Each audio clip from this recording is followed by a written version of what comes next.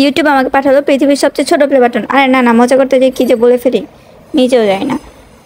যেহেতু ইউটিউব আমাকে কোনো কিছু পাঠাবেই না, তাই আমি ভাবলাম আমি নিজেই কেন না বানিয়ে নিই একটা সিলভার প্লে বাটন। তাই আমি একটা ফেলে দেওয়া শক্ত কাগজ কেটে নিলাম চারকোনা স্কোয়ার শেপে। তারপর এটার সাইজে করে আরেকটা কাগজ কেটে এলাম। তোমরা চাইলে খাতার যে শক্ত কাগজটা থাকে ওইটা দিয়েও করতে পারো। তো এটার মাঝখানে একটা চারকোনা বক্স এঁকে নেবো, তারপর এটাকে অ্যান্টি কাটার দিয়ে কেটে নেবো। তোমরা চাইলে কেচি দিয়েও কেটে নিতে পারো এই জায়গাটা। তারপরে আমি চিপসের প্যাকেট বা কোনো সিলভার ফয়েল দিয়ে এটাকে আঠা দিয়ে লাগিয়ে নেব মাঝখানের দিকে। তারপরে এই যে উপরের অংশটাকে আমি সিলভার কালার করে নিব। আমার কাছে ডমসের সিলভার কালারটা ছিল, তাই আমি এটা দিয়ে করেছি। তোমরা চাইলেও অন্য কোনো সিলভার অ্যাক্রিলিক কালারও ইউজ করতে পারো।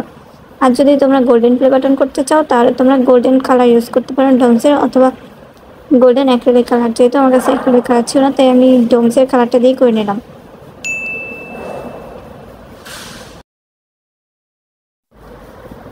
তারপর আরেকটা অংশ কেটে নিলাম যাতে ত্রিভুজটা মানে ইউটিউবের লোগোটার মতো করে কেটে নিতে পারি।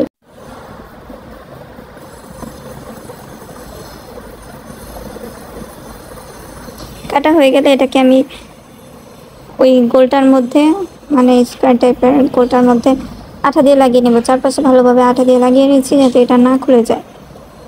আমার সিলভার প্লে বাটন কাগজ দিয়ে বানিয়েছি। এবার মাঝখানে ভালোভাবে আঠা দিব যাতে এই ফয়েলটার উপরে ঠিকমতো বসতে পারে। এই তো হয়ে গেল আমার সিলভার প্লে বাটন বানানো।